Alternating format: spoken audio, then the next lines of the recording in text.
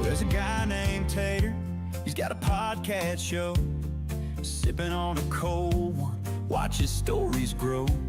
From the city lights to the quiet streets, Tater's talking about life with a beer at his feet. He's got the guests, he's got the spark, interviewing folks who've made their mark. Firefighters, cops, yeah, they're all here, talking about the things that they hold dear.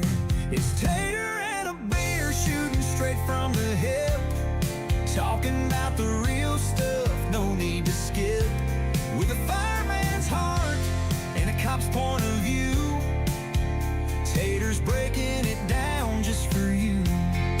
Tater and a beer, let the stories roll. Pour another round and let's lose control.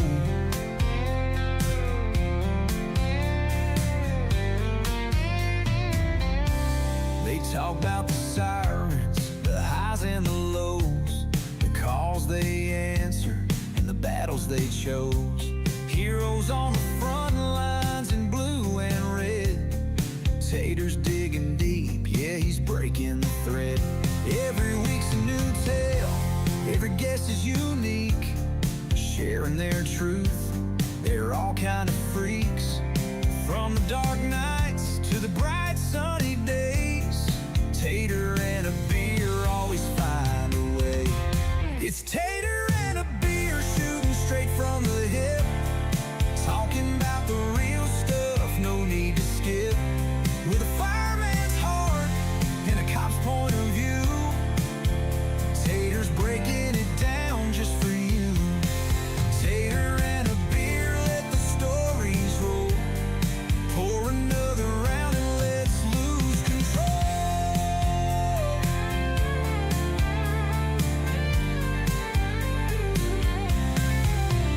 They'll laugh, they'll cry, they'll tell you what's real. Tater's got the mic and he's making the deal. Firemen and cops and the folks in between. Tater's got the podcast that you've never seen. It's Tater and a beer, shooting straight from the hip, talking about the real stuff, no need to skip. With a fireman's heart and a cop's point of view, Tater's breaking it down just for you. Tater and a beer, let the stories roll. Pour another round and let's lose control. So grab a cold one and pull up a chair. Tater's got the guests and he's always fair. Tater and a beer, it's the talk of the town.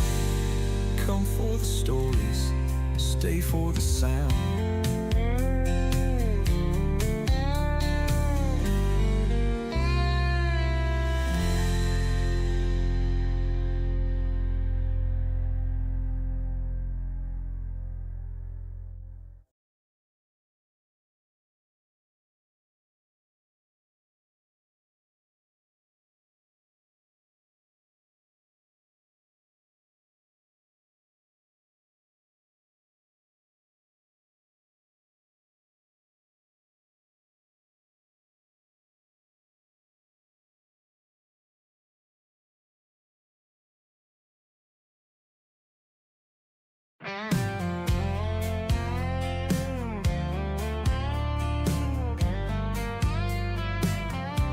Well, there's a guy named Tater.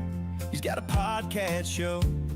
Sipping on a cold one, watch his stories grow. From the city lights to the quiet.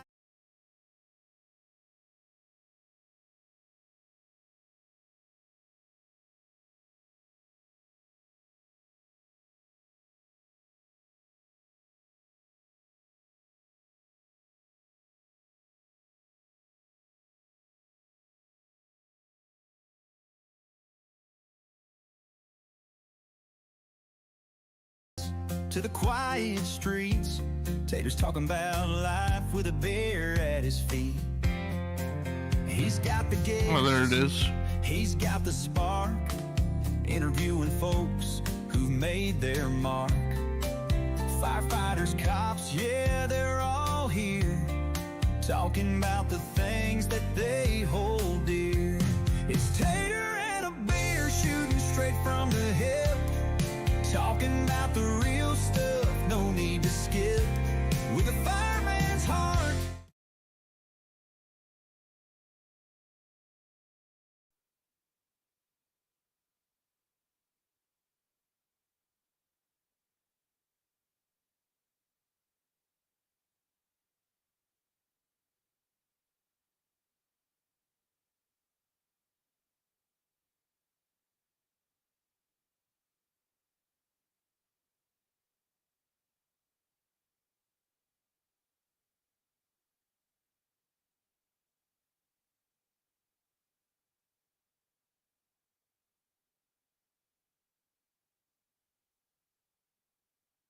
You got no audio, bud.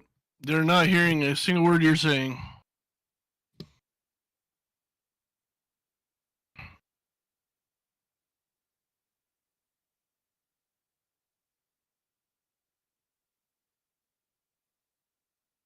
What's up, ladies and gentlemen?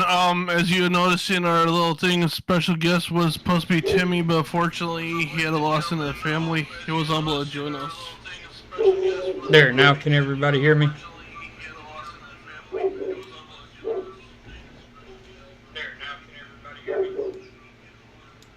You might want to turn your volume down because you can hear it, but.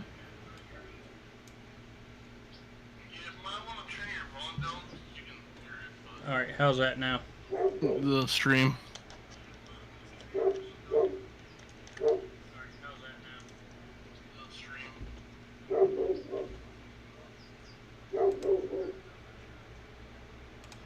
No, I can still hear a repeat of our stream. Can you still hear it now?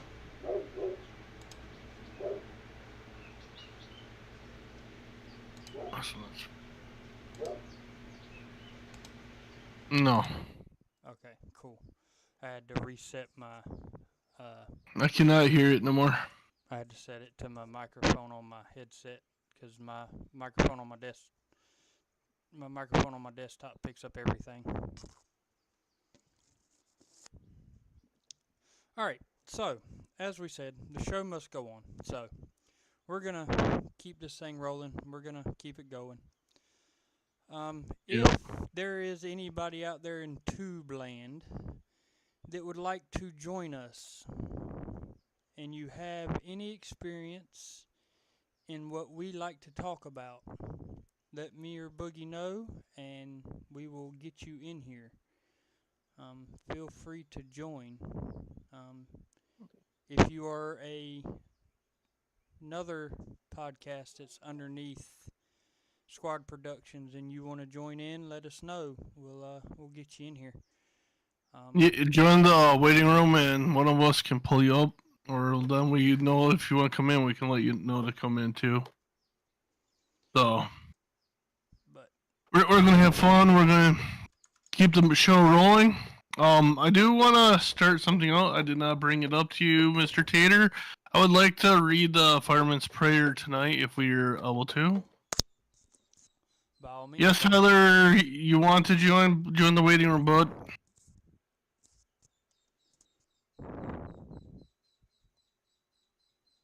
So, but we can, fortunately, like we said, all of our questions will now not be, so we can move on to some of our topics. Awesome.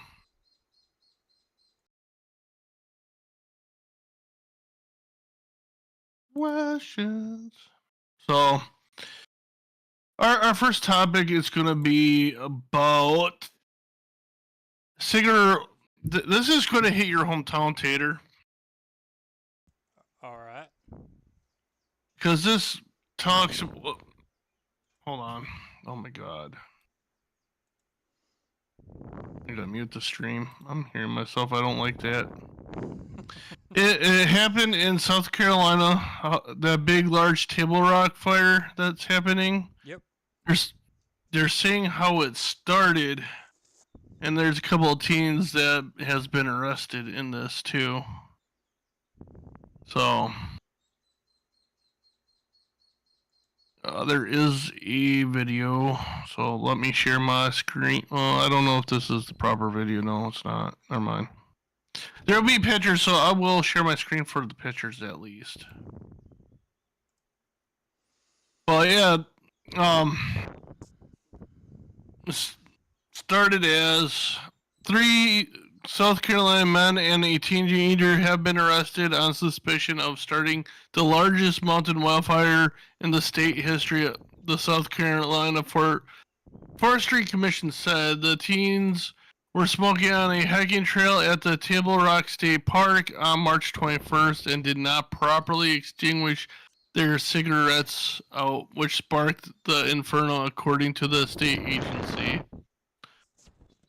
The Pickens County Sheriff's Office said Tuesday that I can't even pronounce the name, and I'm not going to try to pronounce it because I'll probably butcher the crap out of it. March 19th, that Isaac David Wilson and Tristan Williams Taylor, both 18 and a minor who was not identified, were charged with arson and negligently allowing a fire to spread. Data from the South Carolina Forest Commission shows the Table Rock fire has burned more than 13,200 acres, the largest mountain fire in South Carolina history. As of Tuesday, the wildfire was 30% contained. Around a heavy rainfall have helped firefighters. But here's some pictures of it. Smoke in the air at the Black Cove wildfire on March 24th. It's a different one. But just some of the devastations of it around there. Black Cove wildfire. Ooh, Table Rock is having a time, ain't they? Yeah. So the Table Rock was one of several large wildfires that broke out across the Carolina last month, straining firefighters' resources as officials issued burn bans, evacuated neighborhood and open shelters. Drowned trees and dry brush left over from the hurricane, whatever, fueled the blaze along with strong wind gusts and low humidity. Does not help. But yeah, it's now more than 2,000 acres and was 74% contained as of Tuesday, according to the Forestry Commission. So that's a good part. Yeah, Well, they this is are getting it contained, getting it where it's not, yeah. a threat to life or property. That's why I try to tell everybody: if you smoke and you're throwing your cigarettes out the window and you're not putting them out, this is what could happen. People say, "Oh, it's going to hit the ground. It's going to put itself out because the forest." No, it can hit the ground and could cause the ash to spark over because you can see it when it hits ground at night. It could fly into the grass, and if that grass is dry, guess what? Now it started a fire. And if the cars behind you is smart, they might get your license plate down and then report that you're the ones tossed your cigarettes out the window and caused that fire. And trust me, it's not a cheap fine. Some people might think, but I know in the state of Wisconsin, a couple of years back, actually not a couple, a few years back when I was still in the fire department, a guy got charged $10,000 for starting a forest on fire. So it could be worth more than that now, but it's not cheap. Yeah, in North Carolina, it's $1,000 fine for littering, but if it sparks a fire like that, then you're more than likely also going to be held accountable for whatever damages are done by said fire. And you're going to be marked as an arson, so you're going to Yep. always have that record on you that you're it's an arson fire. So you might want to keep that in mind when you're trying to toss out your cigarettes. Just don't do it. Put it out. Be a smart thing. We got Tyler waiting in the waiting room. Okay. So you want him? I can't pull him up for some reason. So Give me just a second. I'll pull him up. All right. So next weekend, if we are having an episode, our guest for this week that's supposed to be here said he'd be able to come with no questions. So, Well, we'd what's up, Tyler? What's love going to on, have bud? him. Nothing much. Just living life. Awesome. So, welcome to the show.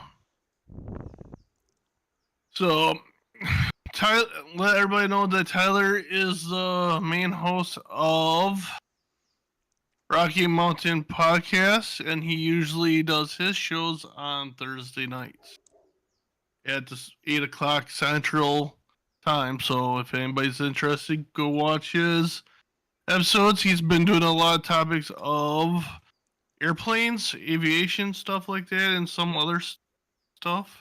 Yep, Mhm. he mainly covers aviation, which I mean is a great topic to cover. It's a good topic, but sometimes can be a little boring Mm-hmm. to me. At least to me, because I'm not into flying. Yeah, aviation hits a very specific audience. So Yeah. I mean, if you can capture that audience, it's a big one. But it's capturing that audience that can be hard to do sometimes. Well, he has other stuff he talks about, not just aviation, but his number one topic is aviation, which is nothing wrong with that. You can actually learn quite a few bit from him. That's true. I mean, I have to fix that. So, wildfires in Cal are threatening the oldest trees in their nation. There is a video that we will watch. So let me share my screen again. And just so everybody out there in Tubland knows, if you hear any chirping or anything in the background, I recently today went and bought 4 new Bantam biddies and a turkey and a duck. So if you hear them, that's what that is. I'm creating a farm over here. So are y'all ready to be able to watch this lovely little clip? It's up.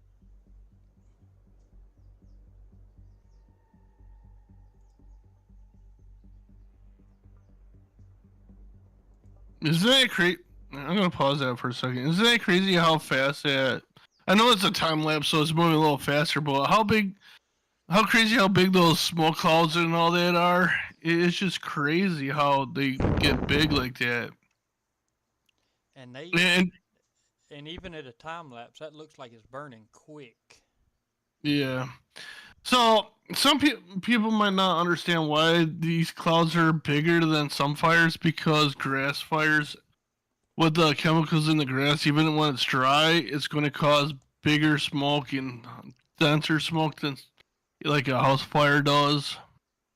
So these can get really hard, especially with firefighters trying to fight the fires. You can actually get lost, so you gotta be careful how you're doing it and remember which direction you came from. Because if you somehow don't remember, you might got yourself trapped in a fire that could have possibly closed around you and gave you no way out. So when they're fighting, they're always dealing with heavy smoke, and you gotta be aware of their surroundings no matter what. It's not fun. You got to keep their head on a swivel at all times. Yep. Because that can actually, you can get trapped in a hurry in something like that. So this fire prompted evacuations in multiple counties.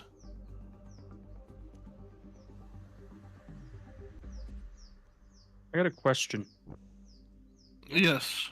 Is this the one that happened in California where all the people had to evacuate? Yes, this is Okay.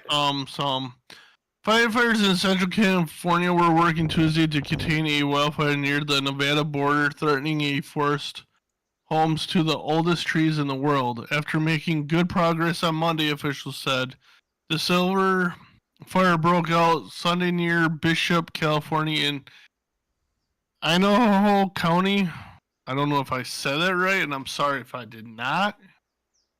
I might have just butchered it, and I apologize for who does live in that area. But yeah, it was 50% contained as of Tuesday morning. For spread of the flames was successfully halted on Monday, according to the California Department of Forestry and Fire Protection. Residents will still under evacuation orders as crews work for more containment. The fire still threatens structures, critical infrastructures, watersheds, endangered species, and critical resources. The Cal Fire San Bernardo Bernardinide. Well, I'm sorry, I butchered it again. Unit said in a post to social media on Tuesday. Less than 15 miles from the fire, the extant pine forest contains trees that are more than 4,000 years old. Wow, that's sad. Hopefully they can save it.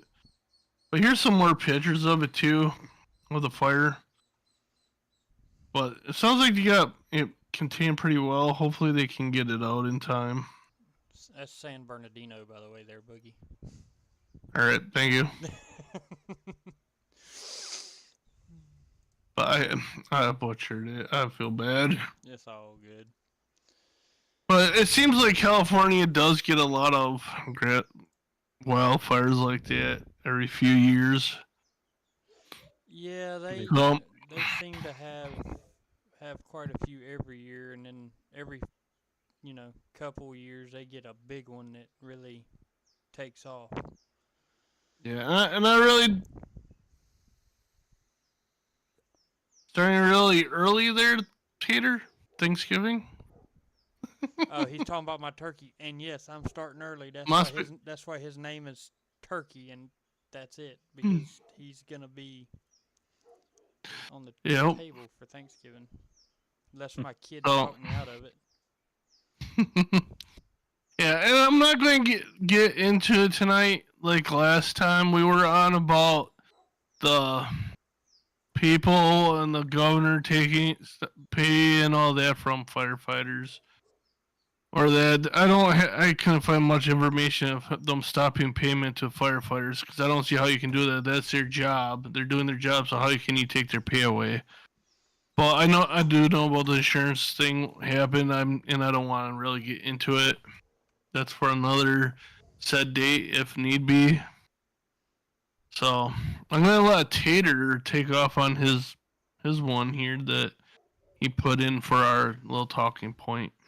Okay, well, I base mine around, military, because of our guest tonight. But let me see here so I can share my screen. So mine is the future of AI in the U.S. military, and what they're doing as far as AI.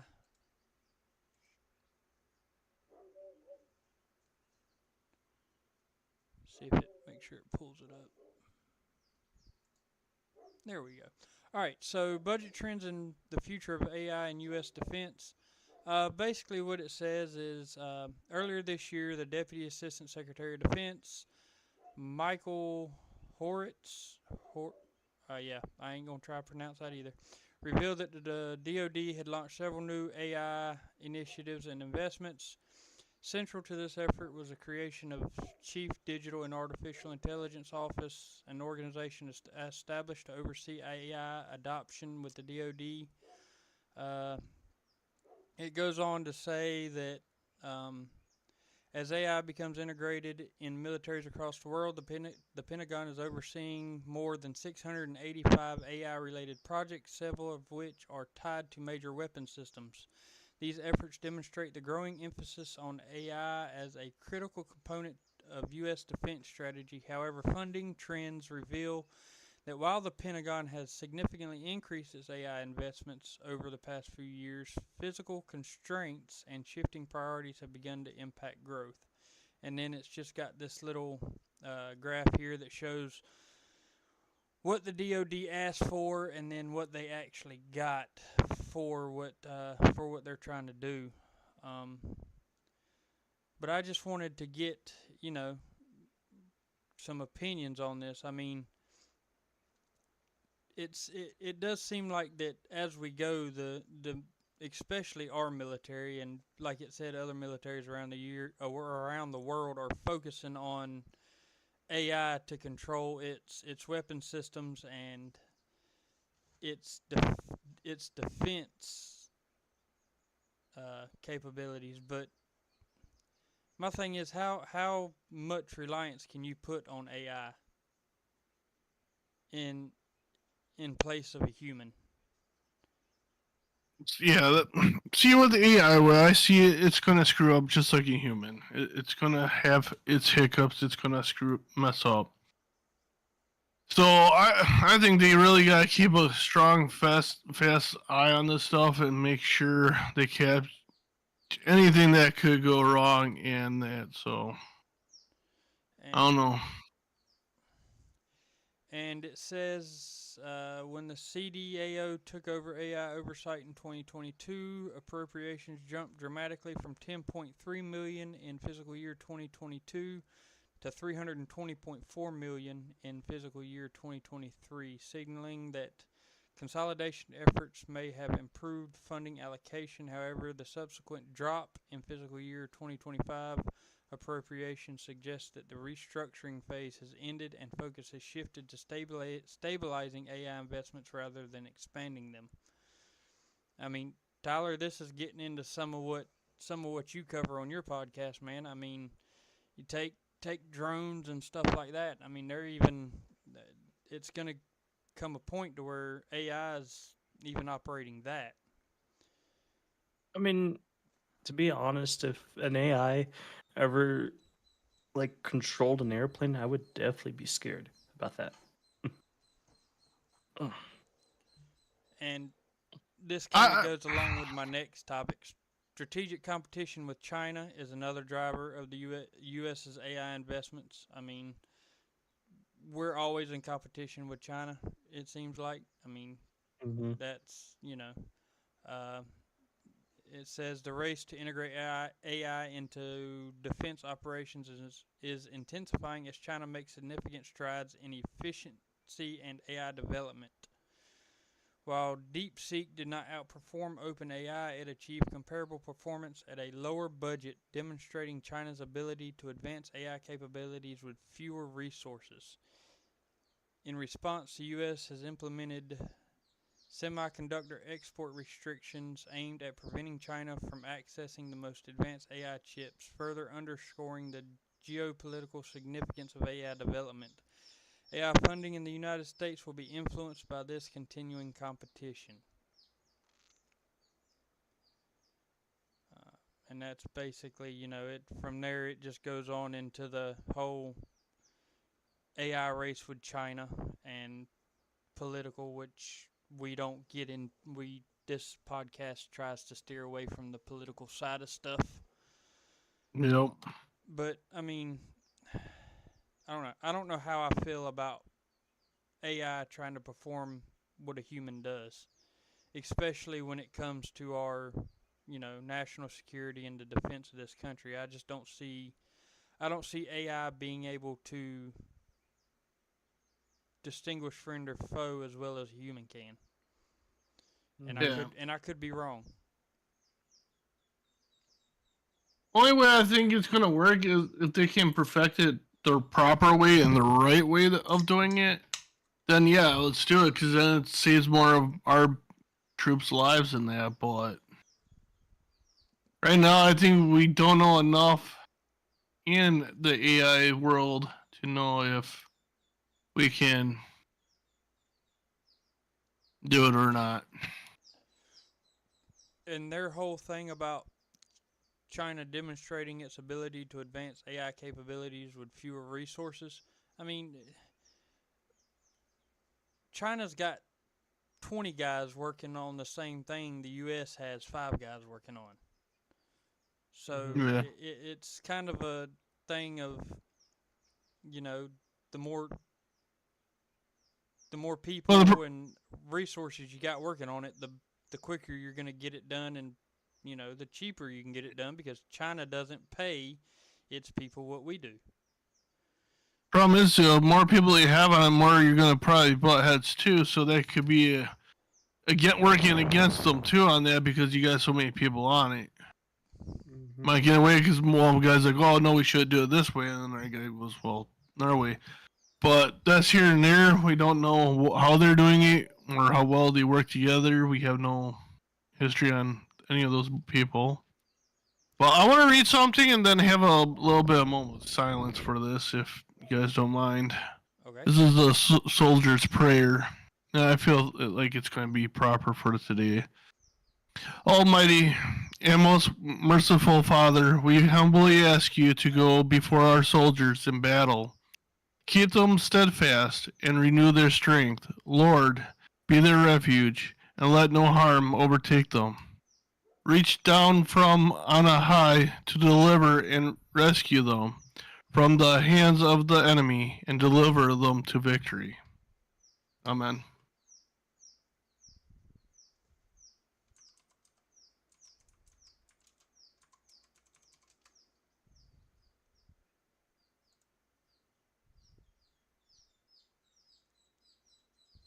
All right, thank you guys. So it's just crazy. Another reason why I read that because one of the things we're gonna be covering in one of our stuff, it might have been fit better there, but just think of it. But no, but I just felt it was right too. So let's go. Your U.S. and China military officials meet in I can't pronounce it, man. Shanghai, yeah. All right. So, April 3rd. I got to share my screen again. I can share a screen if you want me to. I got it. All right. So, on April 3rd, U.S. and Chinese military officials met in Shanghai for a series of meetings which U.S. military said on Thursday were focused on reducing unsafe actions by Chinese military ships and planes. Military officials from the U.S. traveled to Shanghai, China to meet for working level talks focused on decreasing the incidences of unsafe and unprofessional PLA Navy and PLA Air Force actions. The U.S. military statement said using an acronym for the People's Liberation Army. People's Liberation Army. I guess that's what China uses for their army. Yeah. The semi-annual talks known as the Military Maritime Consultative Agreement Working Group took place this week. The United States has long complained about dangerous flying and sailing by Chinese military in the region. China's military on Wednesday concluded two-day war games around Taiwan in which it held long-range live-fire drills in the East China Sea, making an escalation of exercises around the island.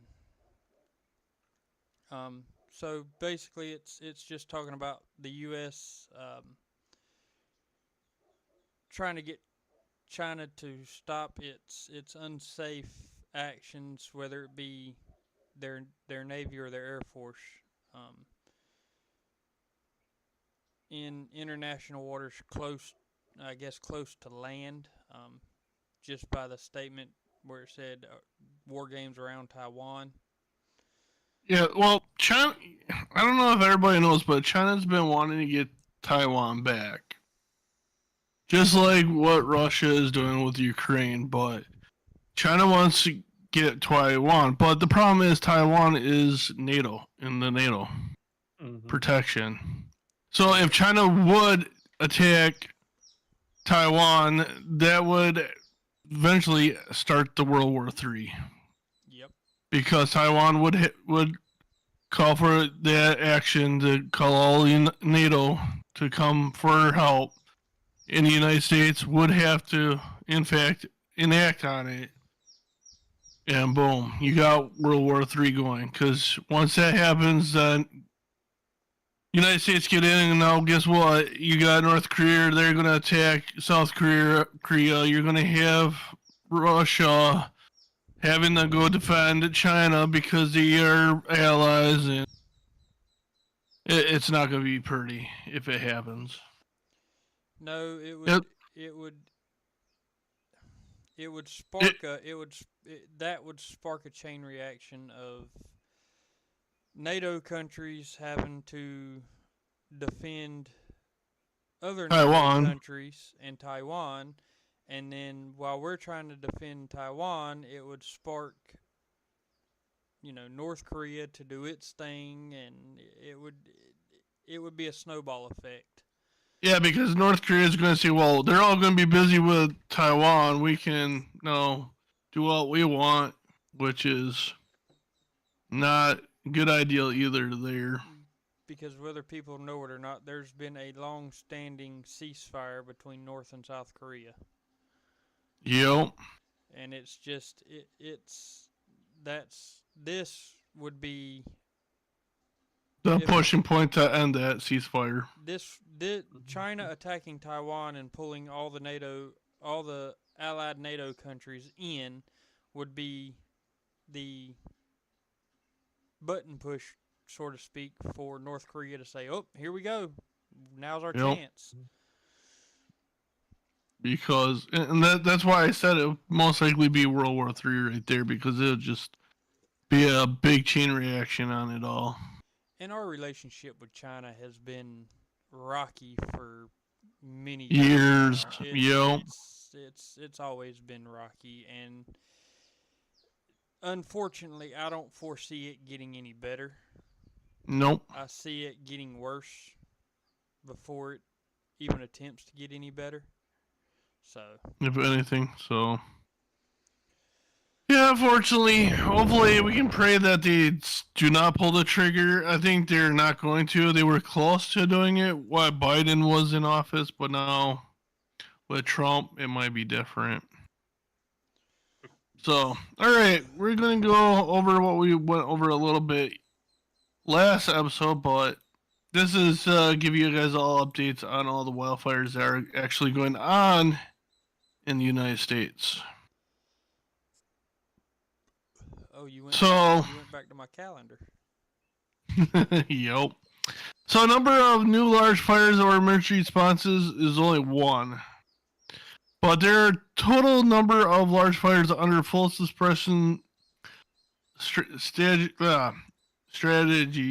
are 11. Acres from all active fires are 128,066.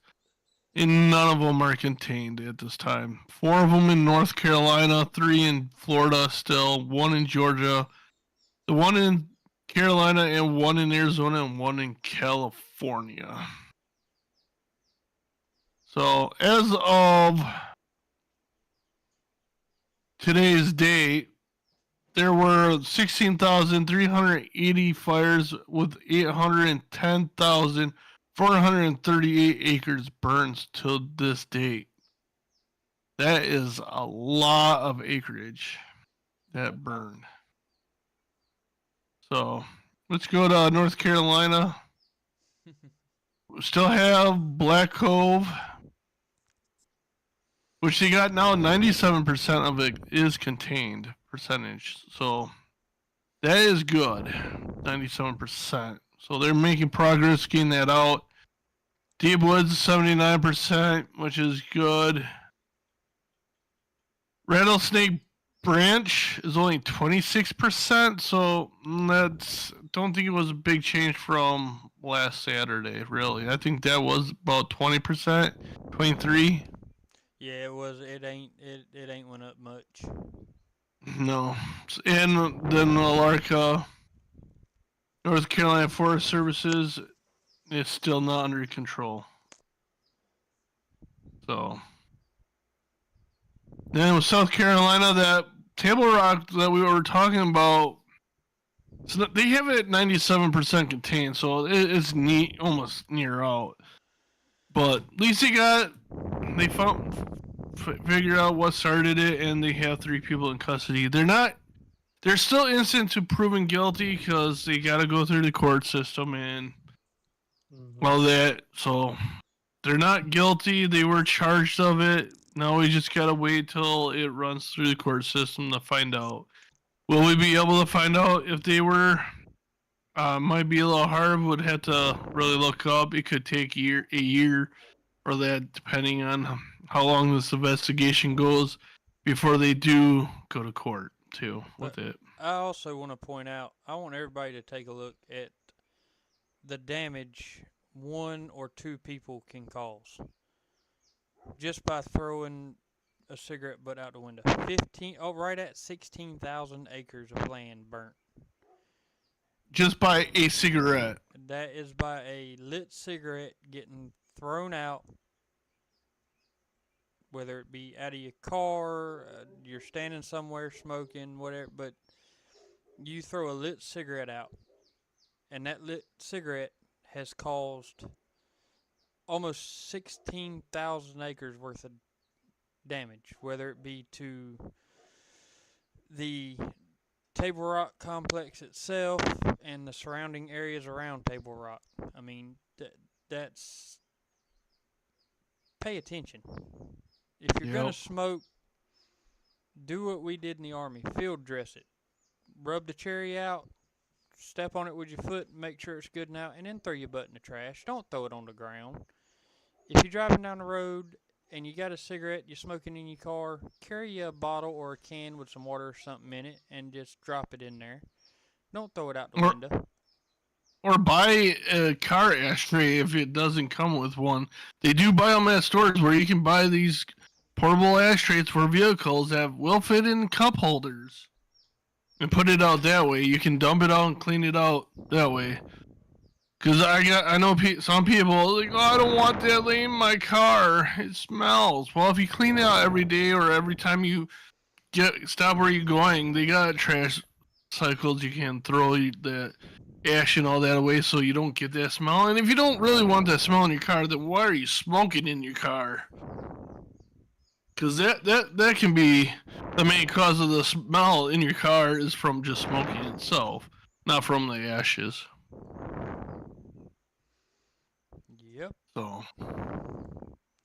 I mean that one fire has caused. And then that one fire has caused more damage than the 3 we've got in North Carolina right now. So we've got 3 fires in North Carolina right now, and the combined acres burned from one fire is almost pretty doggone close to double of what 3 fires in North Carolina are at.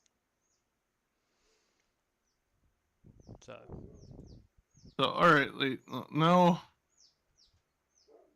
this might be a touchy subject to some people.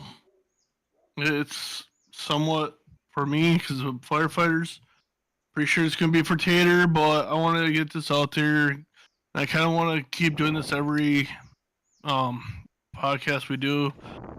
We're going to go over the firefighter, police officers, and military fatalities in the United States so far for the 2025 year. we are going to skip some of this for the military. I'm looking at it, and we are going to skip some of it. Yeah, I'm just going to give the top part of it. I was planning not the whole bottom part, just the very top where it gives the grand total of everything. So we're going to do the military one last because it is what's supposed to be for our stream part, but we'll go over to the police department, the law enforcement. It's not just in one state, one city. Not just police, it's sheriff, police officers, troopers, everything. So far, the total line of duty deaths are 19. So, some people say it's low. Some people might say it's real high. I don't know what's the average of each year. I don't want to see any really officers, firefighters, EMS, military people die. But fortunately, it happens. And it's not broadcasted that much. Then an officer has been killed in the line of duty or that. Because you can see there's 19. One is from assault. One of them is automobile crash. 11 of them are from gunfire. 2 of them from motorcycle crash, struck by a vehicle, and a vehicular assault. So it means somebody purposely ran them over. They do have by what months, and so far the highest month was February. I'm going to skip some of this. They have males twice. I don't know why. And I'm not really going to get into it. Why? Try to get into why. It's just how they have it on here. Average age that passed away in line of duty is 39, and the average tour of duty is 10 years. And they had 6 canine killed in line of duty. So,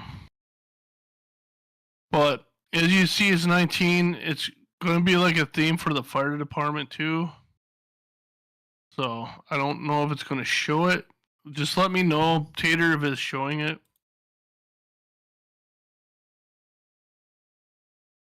So, is it showing Tater in the stream?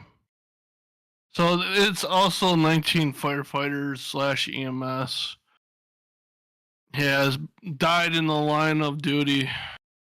So, fortunately, here's a list of them right here. All these people right here. Well, not all of them, I guess. 1, 2, 3, 4, 5, 6, 7, 8, 9, 10 of them that just died recently since February 12th. The last one was on March 10th. And he was a pilot in the Missouri that was fighting the fires there. He went home. He died at home. Some complications after the fighting the forest fires there that they were having. So, but 19. So both law enforcement and firefighters together 19. So that's 38 total there.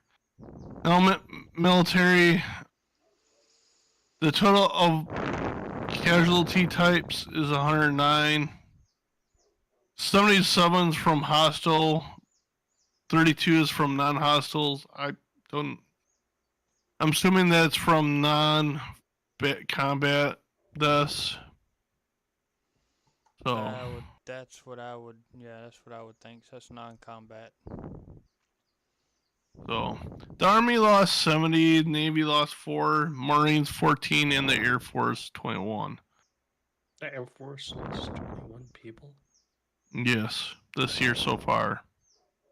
As well, this is as February 2025, so it hasn't been updated yet in a while. There could be more, but for some reason, it's just not updated, and I'm not the one that does it. So, but fortunately, that's 109. That's a lot already, just in the few months we are already had into this year. I got a question real quick. Yes. So since you were talking about wildfires, can I send you a video about something, or I don't know if you want to, if you guys can talk about it and all that. You can send me the video if you wish. Okay, it's let me send you it. It's on a news website, so That's fine. all right there.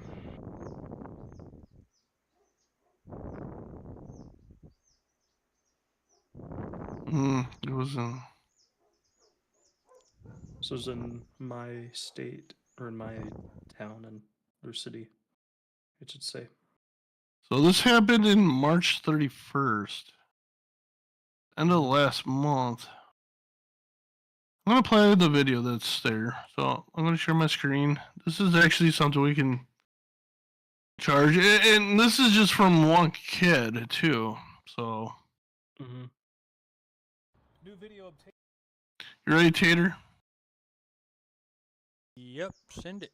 By KRDO 13 investigates appears to capture the moments that led to a child being charged with arson. The security camera footage shows what looks like a young boy starting a grass fire in a neighborhood just outside Colorado Springs last week. The fire burned at the corner of Anvil Drive and Breaking Dawn Street, just south of the Colorado Springs airport, and that's where we find KRDO 13 investigator Michael Lagerwell. He spoke with neighbors this afternoon. Michael. These burn spots behind me are proof of just how quickly fire can spread in critical fire danger weather. You can see the burn spots getting super, super close, threatening some of these homes in this neighborhood, and even sending this bush here up in flames in mere minutes. And tonight, neighbors tell me they're thankful this fire didn't get more out of hand. Neighbors and the fire department sprang into action after a grass fire erupted in the Colorado Center neighborhood just southeast of the airport. They were here really quick, but it's done a lot of damage in the meantime, and that's really close to the house. So that was like an eye-opener that how quickly something can happen. On Thursday, security camera footage from a neighbor's home caught the start of the fire. It appears to show a child doing something in a spot of dried grass, which a minute later turns into a dark burn spot. In the next 3 minutes, the fire grows exponentially, eventually covering a nearby bush.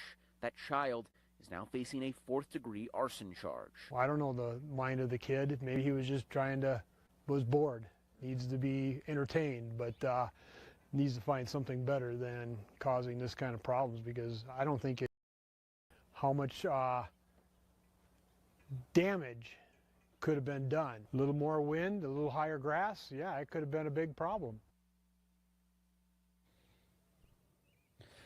The boy faces up to 2 years in a youth detention facility. Reporting live in El Paso County, Michael Lagerwell, KRDO 13 Investigates. Pretty scary, Michael. Thanks. New video of. Fortunately for that, he's 12 years old, so fortunately, he said to do something bad, but he's also lucky that it seemed like the wind was down, so it did not cause major fire to be able to spread out big time. But that's just watching that video of when the kids lit it, how fast it spread. Now just imagine the wind going like 30 miles per hour. How much faster you think that would have gone? That probably would have gone miles, and they'd probably be still fighting it today. And some of those houses probably won't be there no more.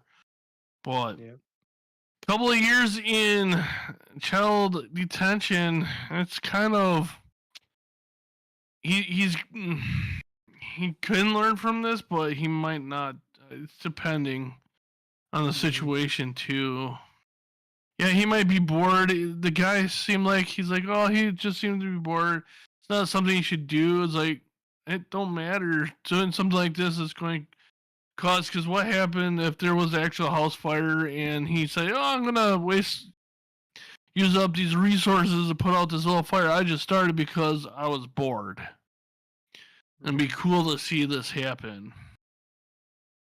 So, it's fortunately that what happens.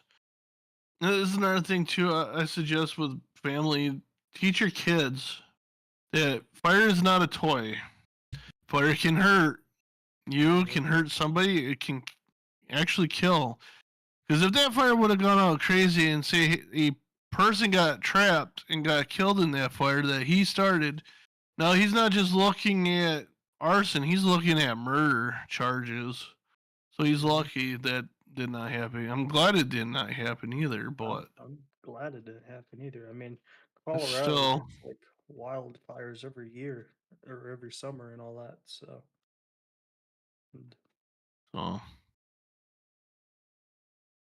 Mr. Tater, what's your thoughts, bud?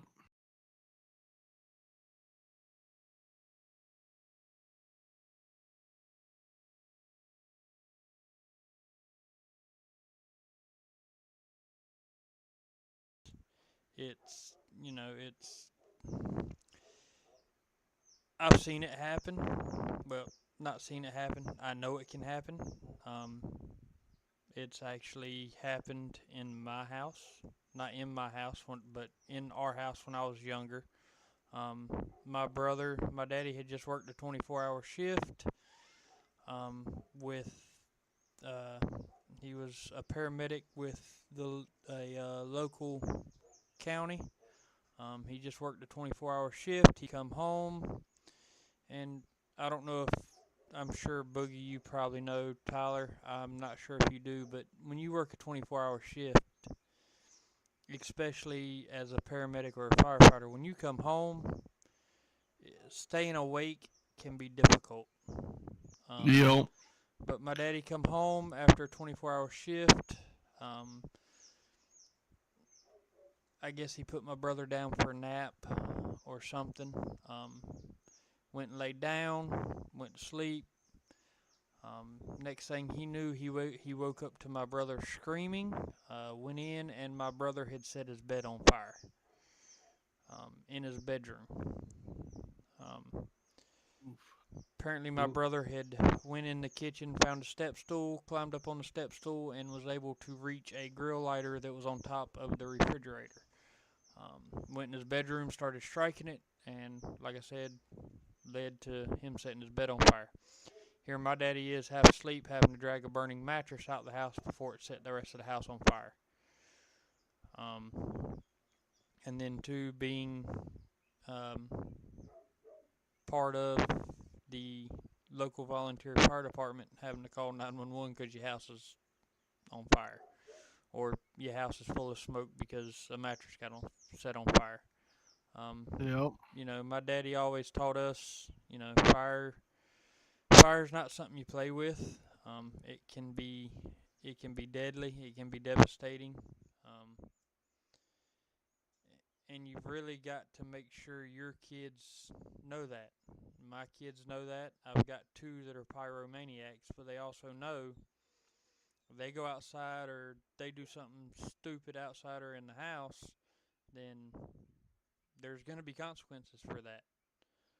Mm-hmm. Yep. And not just from me, but from, you know, the firefighters that have to come, law enforcement. Um, you don't play with fire, as Nope. people say. So I got a good. really I got. instill that in your kids that fire's not something to play with.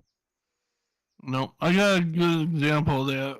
When I was a young kid, we were camping with my cousins, and that my aunts and uncles were camping too. We all had our own site. We were at my cousin's site. They had a nice little fire going. Parents had to take a little walk to go to the bathroom and that. And we were taking sticks, putting it in the fire. We thought it was cool. Taking the sticks out, it's burning. All my cousins, she was way younger than we were. I can't remember what age. It was like maybe 5, 6 years old. And she caught her hair on fire. Luckily, her dad got back to the site when that happened, so he was able to put the fire out right away. But yeah, that is not a fun situation because anything could happen. She could have had major burns, but luckily she only made her hair a little shorter because they had to cut it to make it even again. But it could have been a lot worse.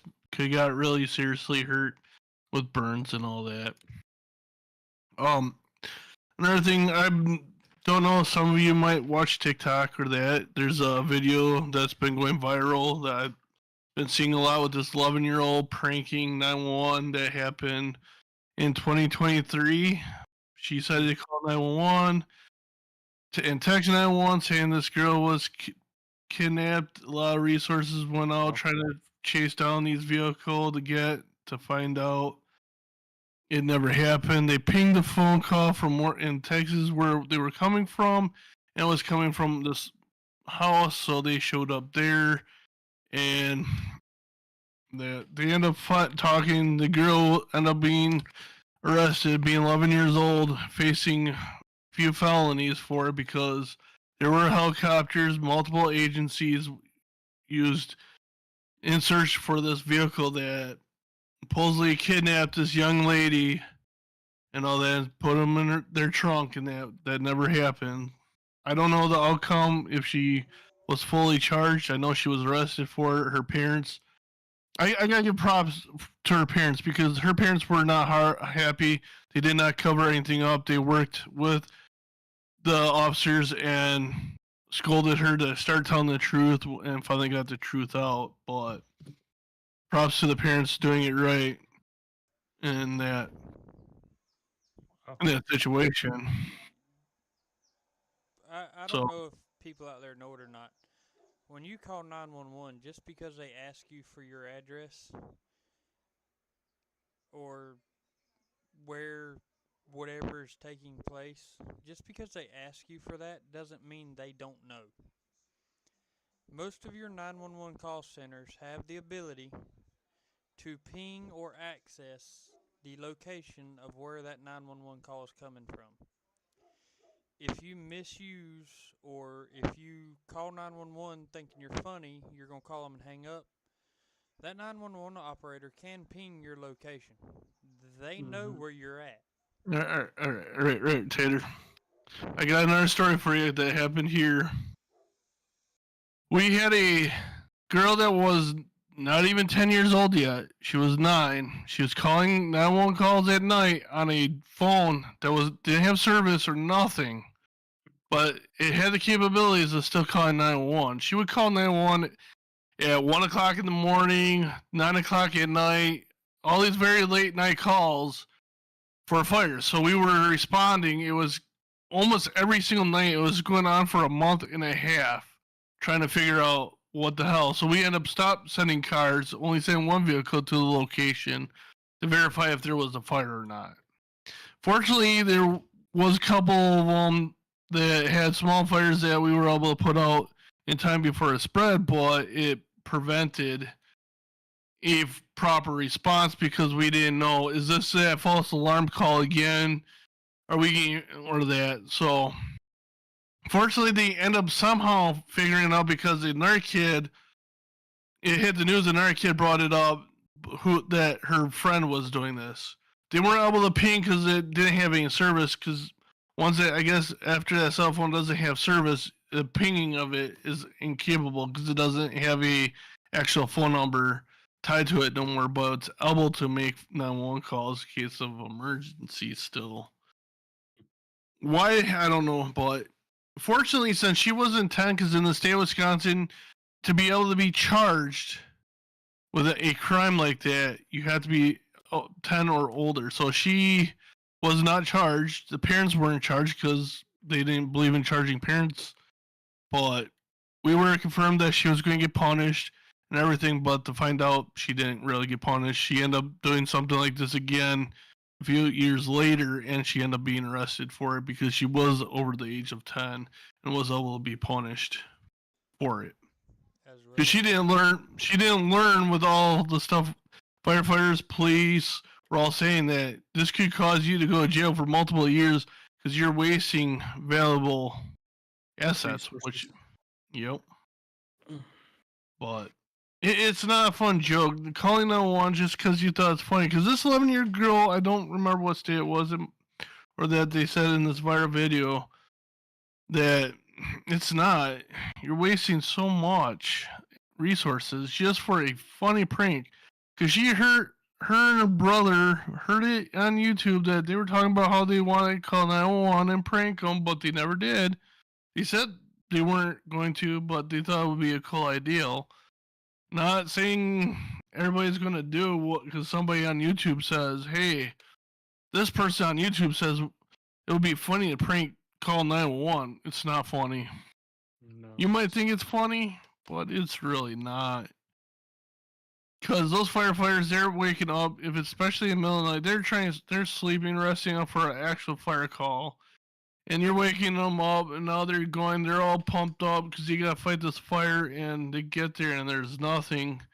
Now they're drained, and when they get back to the station, now there's actual fire right after they get to the station. They're going to be tired, and they're going to be battling that blaze, tired and not really ready to go no more because somebody decided, hey, let's prank them and go, ah, ha, ha, you were pranked, kind of stuff. It's not funny. So. No, and like you said, you're wasting valuable resources. You're taking away from somebody that might actually have a true emergency when you do something like that. Yep. Because if you're sitting there pranking, somebody could be actually having a life where somebody got in a car accident, got hurt, or having a heart attack, when all you're wasting that valuable resources from going to help those people. And if they end up dying because you wasted their time from able to help them, you could actually get charged for it too. That just adds more charges to your already pranky 911. That could add to your charges if they feel they can link it to you prank calling, and it could have prevented if they didn't do that 911. Yep, you're taking valuable resources away from what could be a life or death situation. Yep. Mm-hmm. And that reminds me of another thing here. If you see an ambulance running code 3 because you try and get to a scene or try to the hospital, move over. I've been seeing a lot of people, not just in my state, in the other states. You've seen they're not moving over. They're not pulling over for ambulances. I don't know about all states, but I know in the state of Wisconsin, you do not pull over, and that person ends up dying, and they got your license plate, and you're the one cause that made them slow down big time before they could get to the hospital. You could actually get charged with volunteer manslaughter for it if you do not get out of the way and move over. And since Boogie brung that up, I'm gonna bring something else up. If you do move over, like you should, when that fire truck ambulance passes you, that is not your open invitation to get behind it and try to beat every red light in town.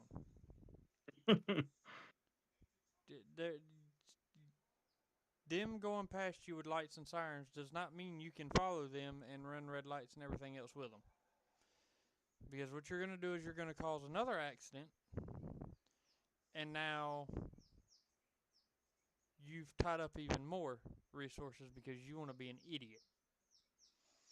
And yes, I'm calling people that do that idiots, just like the people that don't move out of the way are idiots. Those ambulances, fire trucks, those flashy, pretty lights, and that loud siren are not there for looks and show. Those flashy, pretty lights and that loud siren mean move. Get out of the way.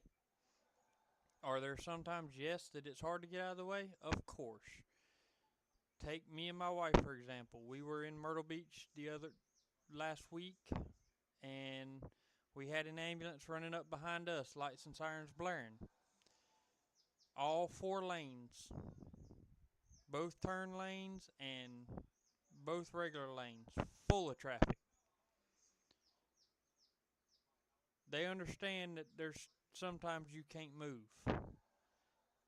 But if you're out on an open road and you don't move just because you think you're entitled, then 1, you're an asshole, and 2, you should be charged. And in my opinion, if you don't move and they get your license plate and somebody dies, charge you with murder.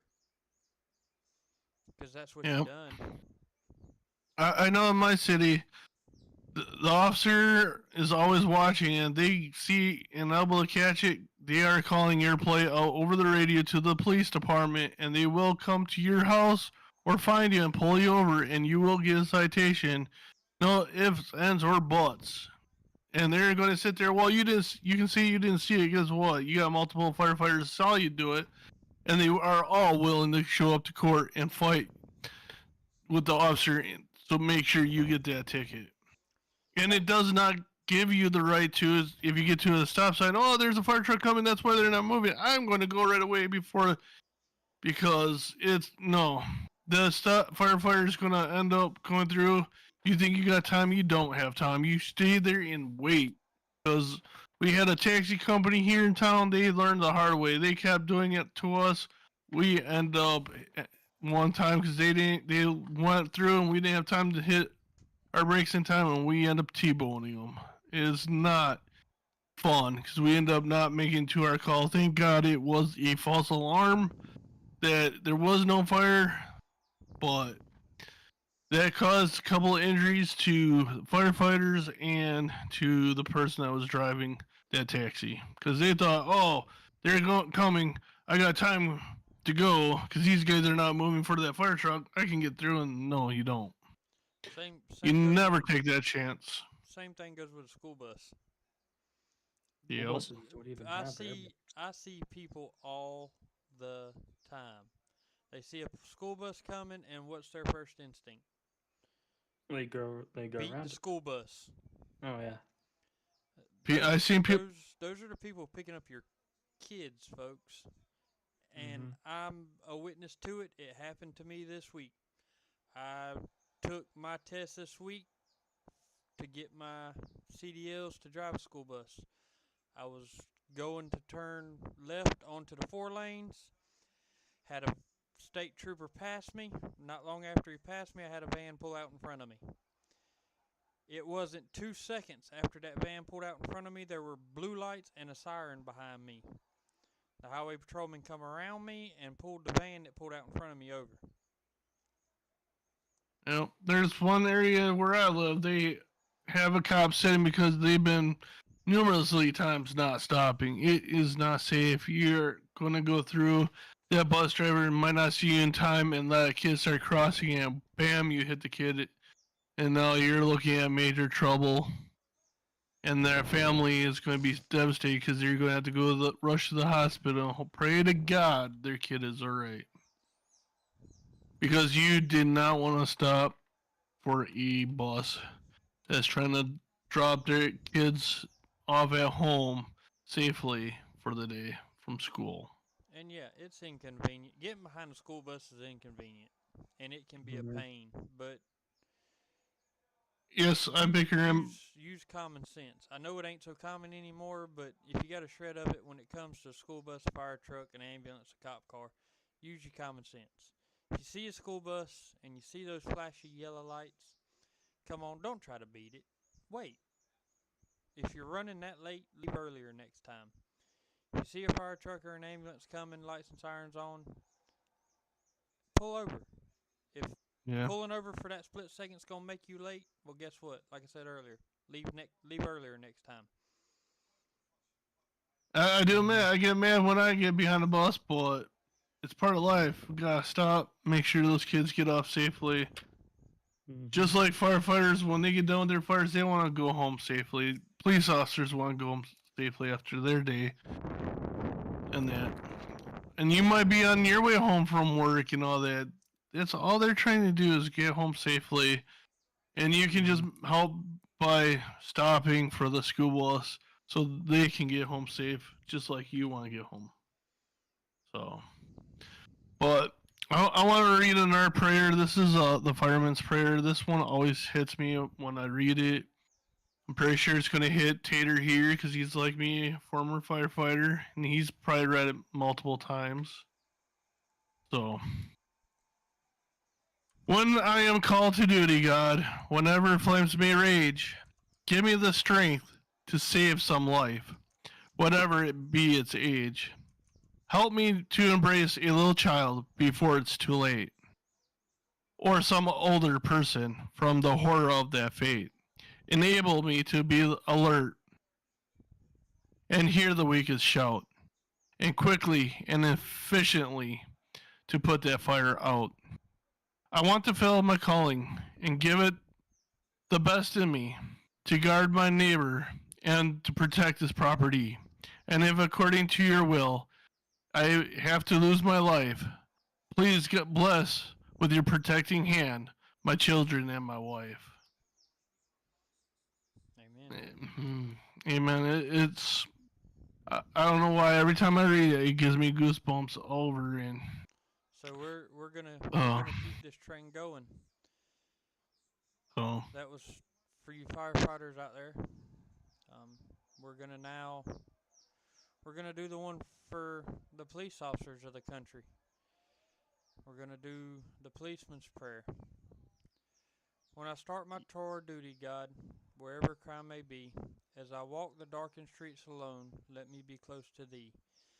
Please give me understanding with both the young and old. Let me listen with attention until their story is told. Let me never make a judgment in a rash or callous way, but let me hold my patience. Let each man have his say. Lord, if some dark and dreary night I must give my life, Lord, with your everlasting love protect my family and those in my life.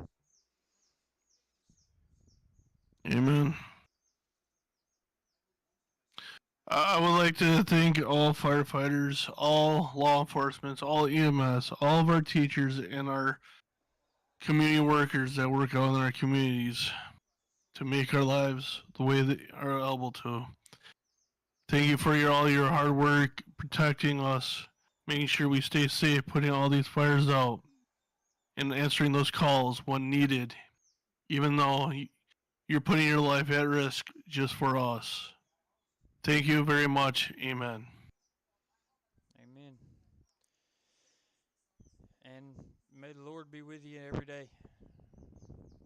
May He watch you, protect you, as well as your family. Amen. And this is not just for the firefighters in the United States, this is for all firefighters in the whole world. It doesn't matter what race you are, you fight fires just like we do. And you protect your people in that too. So it's not just for you guys, for us, it's for everybody in this world. We appreciate you guys for what you do, your hard work, and everything. So.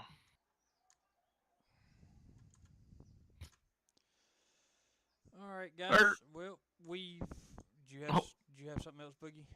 Yeah, I got one thing since we got Tyler here. Is there anything you would like to share your thoughts on our current events that's been happening around the world or anything? I got nothing really, to be honest. All right. So, all right. I would like to thank Tyler for joining us, even though he didn't talk much. It's all right. I would like to again thank the squad production members and the owners and everything that they have done for this broadcast to be around, and thank everybody to be a part of it. Now, we would also like to thank our guests that came to watch our podcast tonight, and have a wonderful, safe night, and hopefully catch you guys in the next one. Thank you for watching and for your support. Amen, brother. Like Boogie said, I want to thank everybody. Thank you, Tyler, for joining us. I want to thank all our people out there in Tubland for watching. Y'all are what make this possible. Squad Productions. Thank y'all. If it wasn't for y'all, this wouldn't be here. I want to send a special thank you and also a silent prayer out to all those, our military men and women, our law enforcement, our firefighters, our EMS, our teachers, anybody that works in the public service department in any way, shape, or form. We thank you. Our prayers are with you. Get home safe.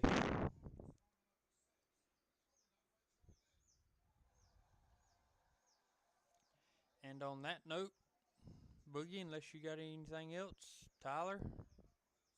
Have a nice night.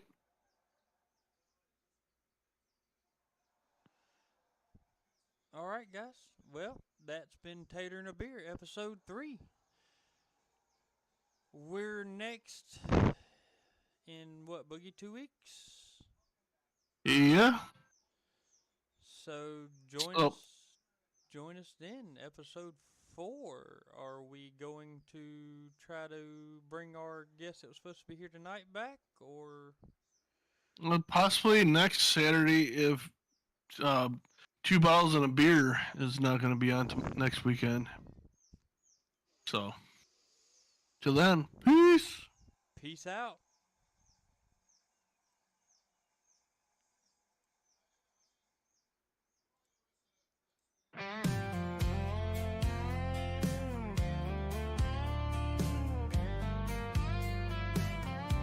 Well, there's a guy named Tater. He's got a podcast show. Sipping on a cold one, watch his stories grow. From the city lights to the quiet streets, Tater's talking about life with a beer at his feet. He's got the guests, he's got the spark, interviewing folks who've made their mark. Firefighters, cops, yeah, they're all here, talking about the things that they hold dear. It's Tater